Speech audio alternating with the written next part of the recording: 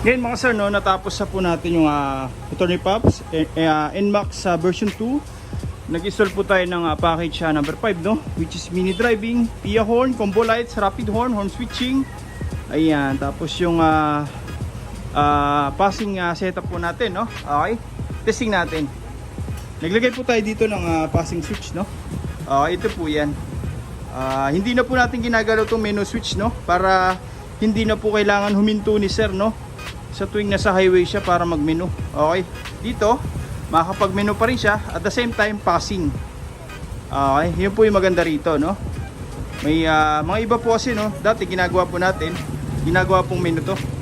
Okay, ang issue po ng mga rider natin, pagka nasa long ride na sila, kailangan pa po nilang huminto para ma-monitor yung fuel gauge nila, yung tinakbo nila, yung trip 1, trip 2. Yan. So dito, naglagay na tayo ng passing switch para sa combos. Okay, tapos yung high and low ng MDL, ito po, no. Tapos yung stock na busina, ito po yun. Loud horn, ito naman po. Okay, testing natin, no. Ito po yung passing switch natin. Ayan. Pag nag-passing, automatic po yan, sasabay ang headlight tsaka yung mini driving. Ito po yung difference ang gawa natin sa iba, no. Usually pag nag-passing, MDL lang po yung mag-on dito, sasabay po ang headlight dyan. Yan po yung maganda setup natin mga sir, no? Hindi lang po mini driving may ilaw. Okay, ang maganda rito, pwede pa tayo mag-high ng MDL na hindi po sumasabay yung mini driving. Sa headlight, ganun din. Pwede rin tayo mag-high ng mini driving, hindi po sasabay yung headlight. Okay, sa headlight, ganun din po, no? Hindi naman sasabay yung mini driving. Ayan. Pero pag nag-passing, automatic po yan, sabay lahat.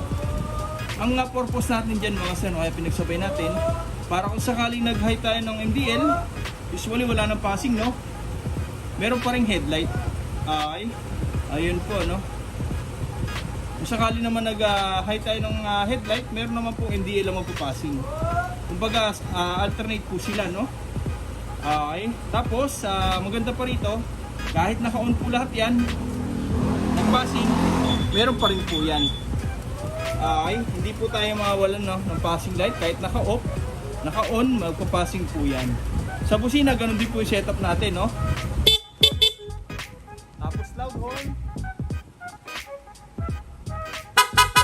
rapid horn. Okay, ayan, check natin, no. MDL, high and low. Tapos headlight, high and low. Passing light, sabay po lahat. Tapos yung stock horn, loud horn, tapos rapid horn, long press lang po natin ito, no? Yung horn switch, magsusunod-sunod na po yan. Okay, yun po yung maganda setup natin, no? Ayan. A few moments ago. Alright, NMAX 155 version 2, ayan, sila sir, no? Dumayo po sa atin, nagpa-install po ng package number 5, no?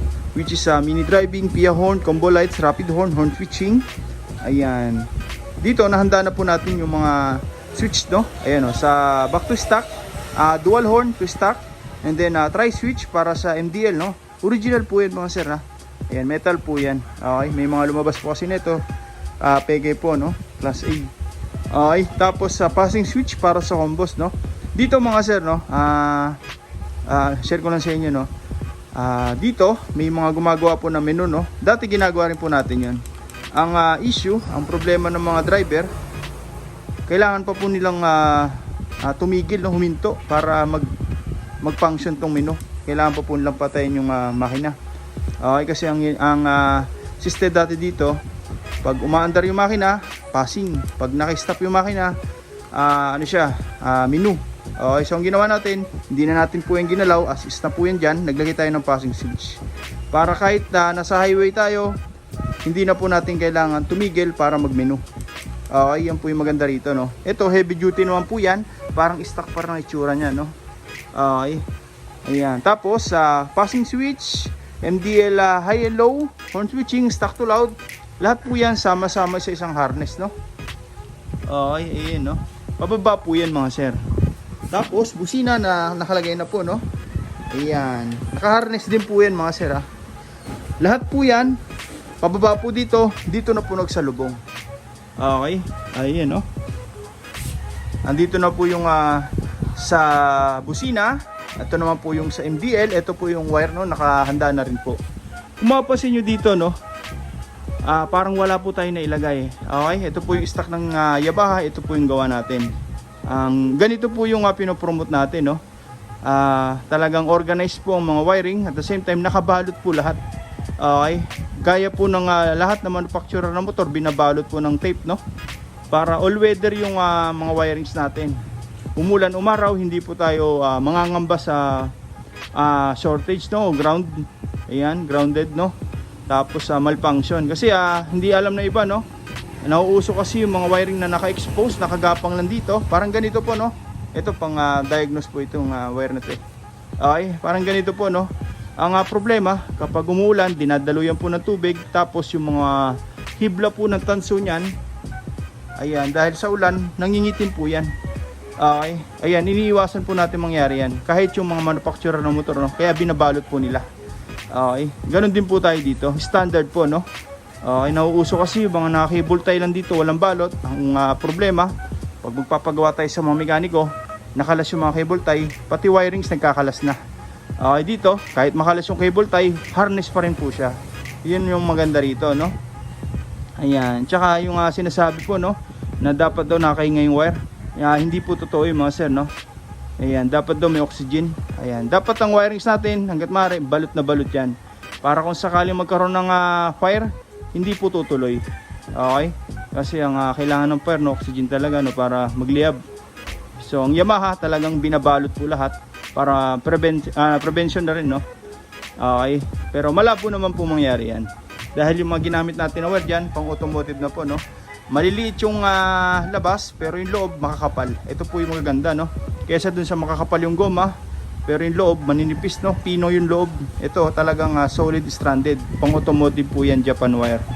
Hindi po natin tinitipid, no, lalo sa electrical tape mga sir. Napakahalaga po nito. Siguro after 2 years balatan po natin yan. Yung wiring sariwa pa rin po sa loob, no.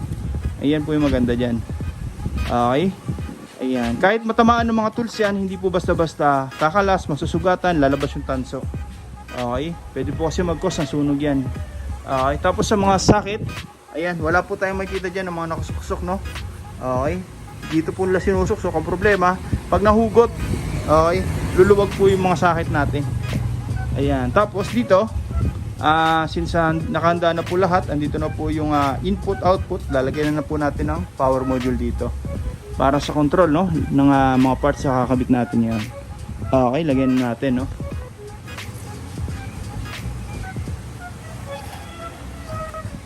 Ngayon mga sir, no, naikabit na po natin yung power module. Okay, denso po ito mga sir, made in Japan po yan, kaya matibay po talaga. May mga customer po tayo, no, 5 years na po yung ganito nila. Hanggang ngayon, all goods pa rin. Ang kagandahan dito mga sir, dumating man yung time na magpalit tayo ng busina, ng mini driving, plug and play na lang po lahat. Hindi na po natin to gagalawin, no. Fix na po yan dyan. Hindi na po tayo mag-rewirings, tatanggalin na po natin sa terminal, and then salpak na lang po yung bagong brand, no. Kahit ano pong brand po yan mga sir, sa busina, sa mini driving, applicable po yan dito sa power module natin. Okay, siya po yung distributor ng power, no, mula sa battery. Ito po yun, no, mula sa trigger natin, sa mga switch, and then papunta na po ng output sa busina, sa mini driving, sa combo light, sa rapid horn. Dito na rin po ang control niyan. Okay, pag meron po tayo nito mga sir, hindi po tayo magkakaroon ng fluctuation sa kuryente. Okay, kumbaga wala na tayong makikita mga iba't ibang relay dito na naka-install na nagpapakalat po ng wire, no. Andito na po lahat. Okay, sa isang area lang. Iyan, ito mga sir, napakabihira po nito masira mga sir. Siguro out of 100, minsan wala pa. Okay, ayan, ayun yung maganda rito, no.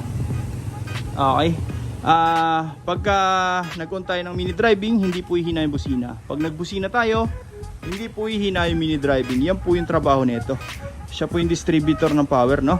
Okay, talagang matibay po talaga yung output, lalo porsado. Okay, ayan, kabit na natin dito, ipipix na natin para hindi po umaalog, no. Okay,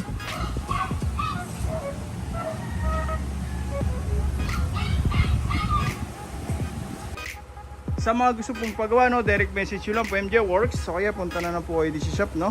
First come, first serve po tayo. Maraming salamat po.